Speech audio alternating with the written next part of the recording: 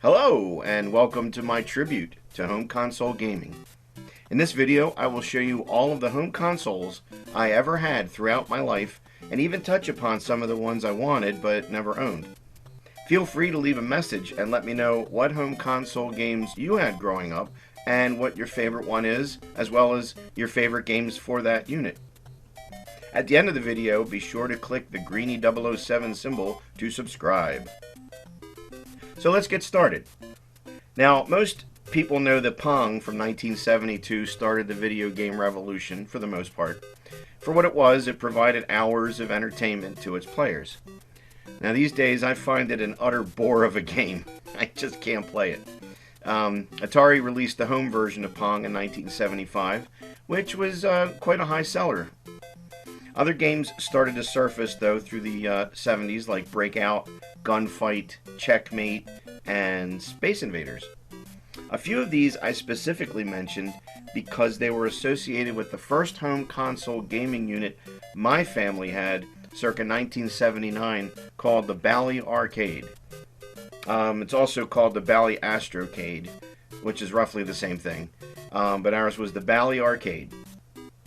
To hook it up to your television, you needed to wire it in the back using a screwdriver, and then it had a little box where you had to select either TV or game, to go back and forth to your television or the game, and it had to be on channel 3 or 4 to work. And as soon as you turned it on, you'd get to select one of 4 games that were already built into the unit, and these included Gunfight, Checkmate, Calculator, and Scribble. The first 2 had been arcade hits, with Gunfight being colorized for home playing. Checkmate allowed for up to 4 players, so the Bally system included 4 joysticks actually. The Calculator and Scribble were less amusing or interesting, so I never really messed around with those. The Bally would play games through tapes that were similar to the size of a cassette tape. And here's some of the games we had. Tornado Baseball, Football. There was a cassette of card games, which was Blackjack, Poker, and AC-Deucey. There was a tape with racing games like 280 Zap and Dodge 'em.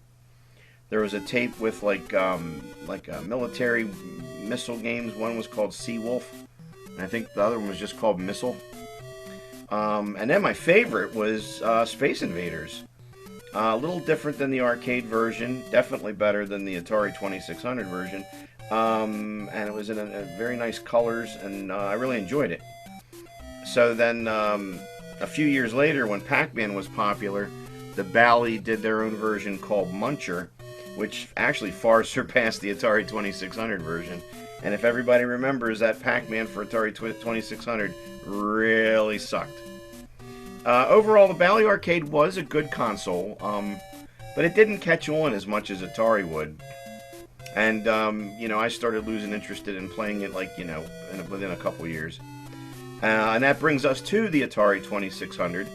After a few years with the Bally, the next breed of home gaming was unleashed, the Atari. Now, most people I knew had the 2600 like myself, but as the years went on through the 80s, then they developed the 5200 and the 7800, which seemed to increase upon graphics and quality. We bought our Atari 2600 around 1981, and it came with a game called Combat, which to this day I cannot stand. I really loathe Combat as a game. As noted, their version of Pac-Man was absolutely horrible, but they did make up for it by releasing a rather decent version of Ms. Pac-Man sometime later. Personally, I was an Activision fan, so any games they released for Atari were my favorites. Games such as Kaboom, Keystone Capers, Pitfall. I really liked Pitfall 2, Lost Caverns. Chopper Command, Skiing, Plaque Attack was pretty cool, and my all-time favorite, Mega Mania. Other noteworthy Atari titles include Haunted House, Smurfs, Yar's Revenge, of course, Adventure, Superman, Spider-Man, and Video Pinball, which I could literally play all day long and never lose a ball. I would actually sit there and have control over the ball to go up and down over the Atari symbol, which kept, I forgot what it did. I think it just kept giving me extra balls or whatever, but I remember playing it and letting it go because I was the only one home and UPS was at the door with a package, and I let it go, and I answered the door, got the package, signed for it, and all within 40 seconds got back and sat down, and the ball was still bouncing around. I never lost the ball, so I just picked up where I left off. Just a memory that comes to mind playing that, but I did like Video Pinball.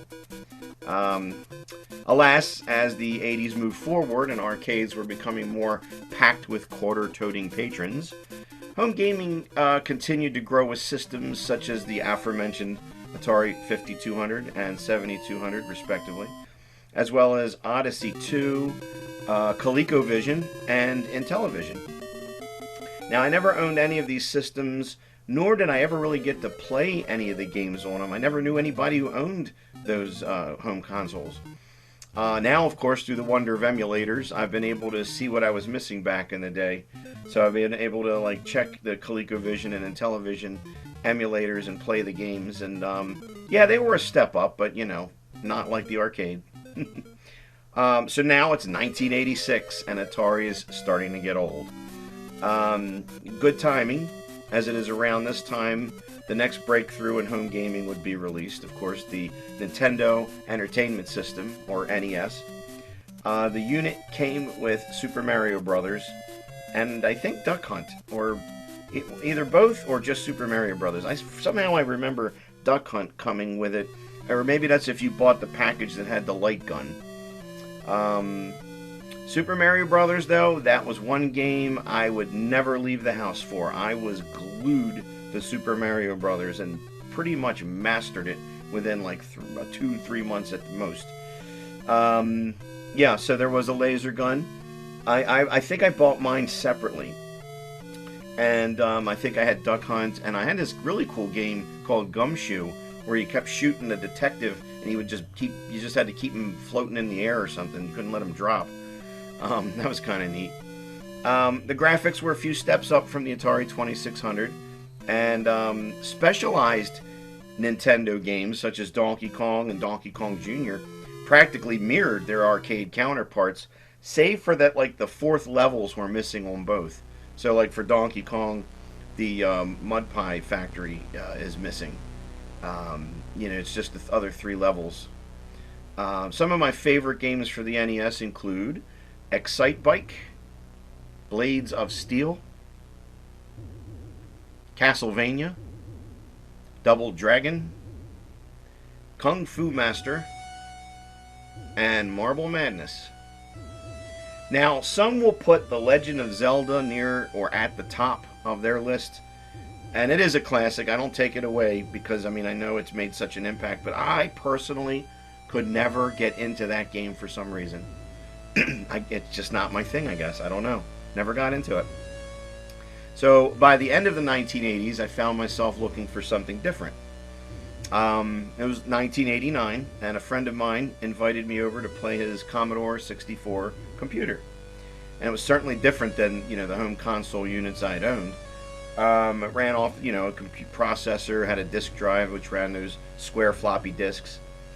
We played games on it, such as Law of the West, and then there was one called Test Drive that had really good graphics, and I was sold on it. So I ended up literally selling my Nintendo and all of the games, and then bought myself a Commodore 64C.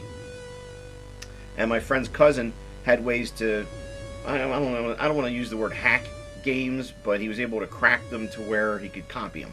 So they were able to make copies of all the games for me on floppy disks, that I liked. I remember there was a cool program.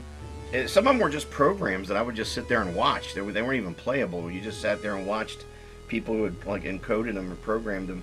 One was called Space Movie, and really cool. And I'd been looking for it for years, and I finally found it on YouTube about 6 months ago. It was really good seeing it again. Because the Commodore did have like interesting like graphics, the lights and the music was a little more realistic.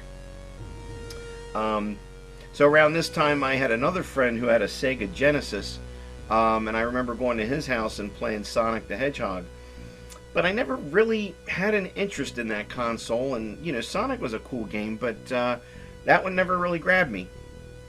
But my infatuation with the Commodore was most short-lived, though. In the early '90s, and I'm graduating from high school, and I started playing guitar in a rock band. So there was really no time to play video games anymore, so I ended up selling the computer. A few more years went by, and say now it's 1994, and I'm working in an office and still living at home. I remember accompanying my mother to the gas and electric store because she was going to pay her bill. And while I was waiting for her, she was in line, I stepped out of line and was just looking at the products they had, and I found what would be my next home console game to own. The Panasonic 3DO multi-face interplayer. It had this long name, but it was Panasonic made it, and it was simply just for short called the 3DO. They'd taken things to the next level where you had like pixelated video. There was a demo display set up, and I was watching the games that were playing, and it just was simply amazing. The main thing that attracted me to it was one of the games for it was an old favorite of mine from my arcade days, almost a decade earlier, Dragon's Lair. I was sold on just that and bought it while we were there, along with a television to hook it up to down in my mother's basement, which was kind of like my man cave. So I'd realized how far home gaming had come in the last 15 years at that point. Highlights on the 3DO for me were Night Trap with Dana Plato. I really enjoyed that game. Theme Park was kind of cool. You owned your own theme park, and you had to like maintain it, give your employees raises every now and then. Shockwave, Crash and Burn. Demolition Man was really cool because Stallone actually reshot like scenes made for the game. There was Total Eclipse and Crime Patrol, which was a light gun game. That was another one that had a light gun. I know there was Mad Dog McCree 1 and 2 and a couple others, but Crime Patrol to me was the most fun. I mean, that was like you were out on the streets, moving from like an officer up the ranks to like SWAT and all that. That was really fun, and it was just real video. You're shooting at real people. And my personal favorite, and my friends enjoyed it as well as they'd come over and play, we couldn't get enough of it, was Twisted the Game Show. And I would always be Uncle Fez. He was the best. He's a little Pez container with a Fez hat on. So yeah, 3 years had passed, and then I was less into playing the 3DO as before. Since at that point I was in my mid-20s, and I was actually going out to bars and being social and kind of not sitting home playing video games. And but as the 90s went on, I did start to become aware of the internet, and that's when I quickly changed gears back to owning a computer. So in 1997 I bought a Gateway 2000, which was a top-of-the-line computer in those days. It ran on Windows 95 because that's what was out, and I had AOL, which ran through a 56.6 BPS modem. So you had to sit here and hear that through your phone line and everything, and then wait. By the time they started coming out with DSL and cable and all that shit, a couple of years later, I was all that waiting, not having to do that waiting. I was spoiled. So I won't go into all of the use I had with it in terms of surfing the internet or doing research, but I will say there were a few CD-ROM games I had that to this day I think aged very well, and I still play them. First was Blade Runner, where you play like an alternate Blade Runner.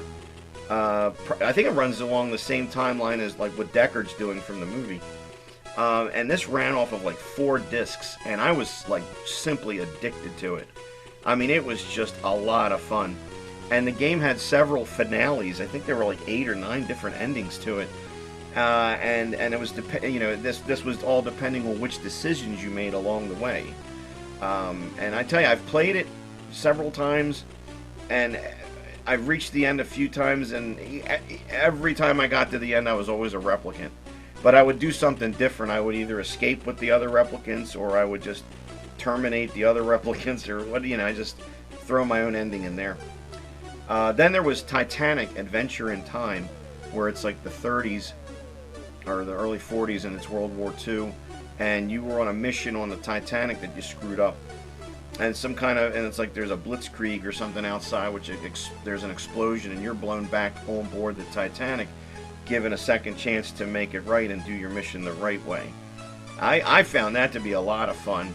I always got stuck at the first challenge in the boiler room. I'd come across this Swedish guy or something, and he always killed me. But I dig games where you can interact with people, and they say something to you, and you can select one of 4 responses back to what they're saying to you. Kind of much like Law of the West was for the Commodore 64, about a decade earlier. So as years went by, I loved The Sims, and then The Sims 2 I really liked. I never got into The Sims 3 or 4. 2 is where I kind of drew the line there, but I always thought that was kind of a neat little simulation to play. Loved Grand Theft Auto 3.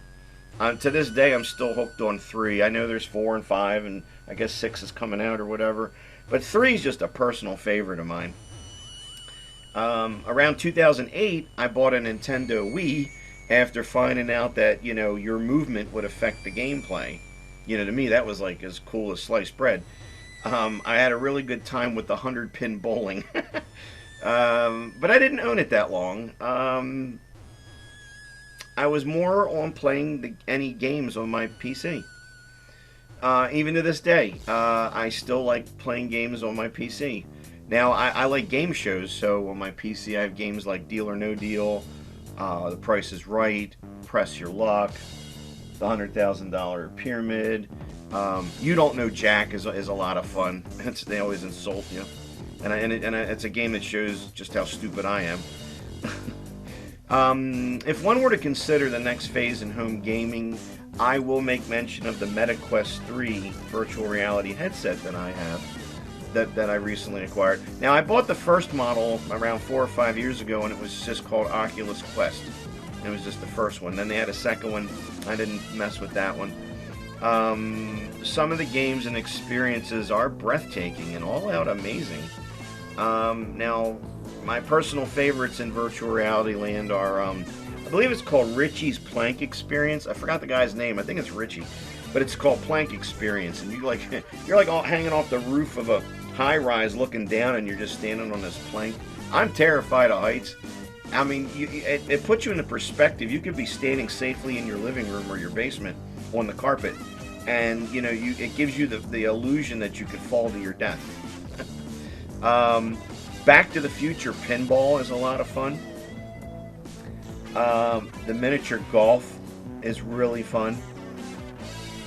Bowling, I get a good workout with that because I bowl 3 games, and then like my butt gets sore, my arms get sore from all of like I'm really bowling, and it's pretty accurate, I think. Virtual reality racing. Now that I acquired through SideQuest, which is like a different animal, but it's you can download stuff for your outside of MetaQuest's official store. Let's put it that way. The Climb 2, my God, climbing high rises is unbelievable. The Climb 1 was cool because I got to climb like mountains and stuff, but Climb 2 you can actually climb skyscrapers. Creed I really like. I get a good workout playing that, especially in like Rocky's gym. And one of my favorites, drunken bar fight. That's just, you come home from a bad day and you just go in there and you just start swinging punches and beating the crap out of people. I mean, and then the more you drink, the more your vision, gets blurry and stuff. It's just really funny. So that is a look back at all the console games I've owned in the last 45 years of my life. Like I said, feel free to share your thoughts and experiences with any of these consoles and tell me what your favorite games were on them. And don't forget to subscribe. This is Greenie signing off.